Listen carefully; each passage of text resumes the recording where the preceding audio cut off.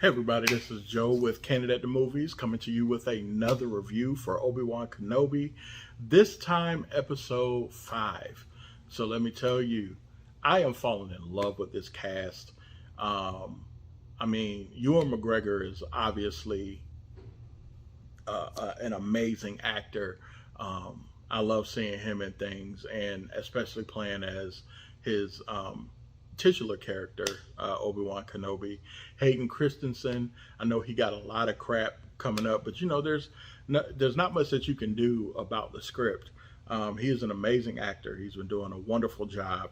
Um, Moses Ingram is absolutely phenomenal doing her as the Inquisitor. She's great. I've even really started to really love the little girl who's playing Leia. Her name is Vivian Lyra Blair. She is becoming more and more charming for me. I think that she's very talented in what she's doing, especially at a very young age. So I wish her the best as well. But anyway, this episode takes place on a planet called Jabim. I love all the different sets that Star Wars is giving us. Every single episode has been on a different planet with different, people that you can see, different types of aliens. The scenery is beautiful and amazing. Um, and I love the way that the sets look, the way that they have them built up and everything, the way that it's shot. It's beautiful. I'm telling you, I'm going to keep going back and watching these episodes of Obi-Wan over and over and over again. But anyway, back to we're on Jabim now, looking to try to escape and get off of planet because apparently the third sister Reva put a tracking device on Leia's droid. I almost called it an Android phone, but but yeah, she put it on her Android, and so the not only did the droid end up helping Vader and Reva to track where they were, but also inhibited them from an escape. So the droid actually ended up going into a event of some kind and messing some stuff up in order to close the doors so that there could be no ships coming in or out. So that basically they were trapped. And because Reva, kept her word with Vader, she was told to get down on one knee in front of Vader. So she did, and she became Grand Inquisitor. Now, I love how they did that because honestly, when I first saw that, I was like, that doesn't seem right. That seems like a trap. But I had no way to really prove it. But this episode really showed me that it really was a trap the entire time, and that Vader was obviously up to no good, but he was really playing Reva overall. So um, the episode starts off with a flashback that apparently Lord Vader is having right now of training with and doing the test to become a Jedi with Obi-Wan. And the thing about Vader is that you see his Sith ways coming up little by little. Like, he's aggressive and addicted to proving himself and addicted to victory and things of that nature. And because of that, obviously he's a great duelist with one of those swords. But Obi-Wan is more patient and wise. He may not be as strong, or even sometimes or as talented, but he knows how to wait things out. And so you see this happening. Long story short, because Obi-Wan even beat him without his lightsaber, because he was able to be patient enough, because even though he had been disarmed and everything like that, and Vader was like, admit defeat. At this time he was a Padawan, but he was like, admit defeat. Obi-Wan was able to get the best of him by using the Force to pull his lightsaber out from under him. So that's how Obi-Wan knew that he was going to not have patience to do a siege. You know what I mean?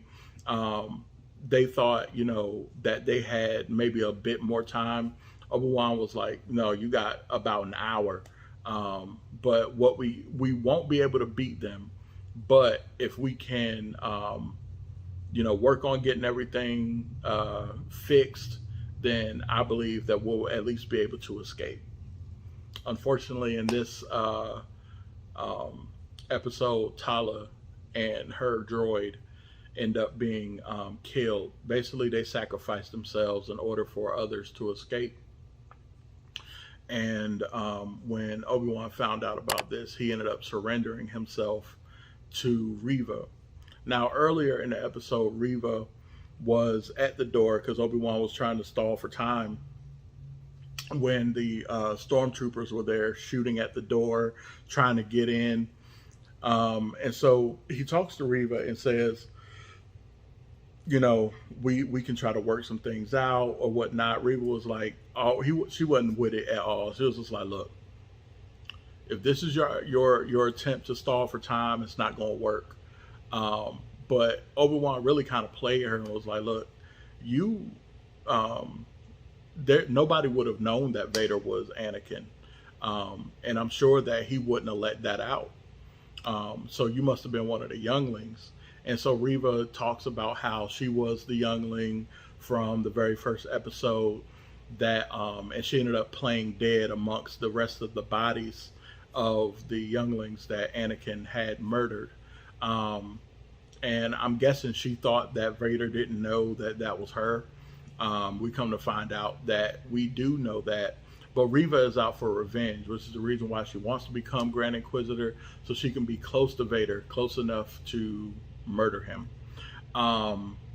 Obviously, that doesn't work. So it was a great show of the Force that Obi-Wan used by pushing back Reva as well as the I think first, second, and third line of defense in order to stall for more time. But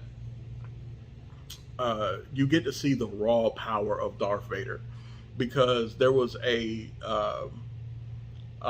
ship that was about to take off that Vader didn't know didn't have anybody in it, because that was to subvert Vader's attention from the real ship that had people actually on it. He used the Force to actually pull down that ship and rip it apart. It was an amazing show of power. Oh man, I'm telling you, the nerd in me is just so happy right now with this series. But anyway, Obi-Wan ends up escaping, and Reva tries to stab Darth Vader in the back. Obviously, this didn't work. I feel like even if Vader had been caught off guard, it wouldn't have worked. He's just way too powerful in the Force. And the way that he just played with Reva like a dog playing with their food. Like, it was like that. Like, it was just so intense. Like, he took her double lightsaber from her, split it in half, and then threw the other lightsaber to her to try to fight again. It was just an amazing show of power. And that's just like Vader. He's not going to kill you quickly. He's going to show you how outclassed you really are. And she was completely outclassed by him. And then at the very end, ends up being stabbed in the gut by her own lightsaber. And we see at that point, once she ends up getting stabbed, that the Grand Inquisitor ends up coming back into the scene. Now, I don't know if you remember, I was kind of upset that they had kind of stabbed him, and I thought he had died, but apparently he hadn't. And his line to Reva was, "Revenge does wonders for the will to live." So apparently he was so mad in the Force that he stayed alive long enough to get medical attention and come back to himself. So, he takes his Grand Inquisitor magnet or pin off of her and puts it back on himself and says, "We're just going to leave you in the gutter where we found you," and they end up leaving. But Reva finds a transmission from Senator Organa, telling him that they're going back to Tatooine because they weren't able to hear from Obi-Wan anymore, and he was starting to be kind of scared about the boy, and the boy is Luke. So I'm assuming we're going back to Tatooine for the final episode, and I'm really excited as to see where this goes.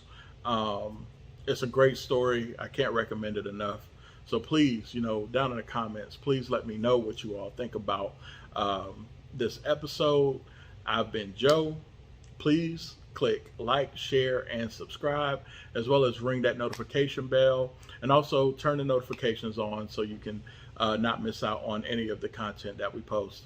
All right, y'all have a good one. We love you. Peace.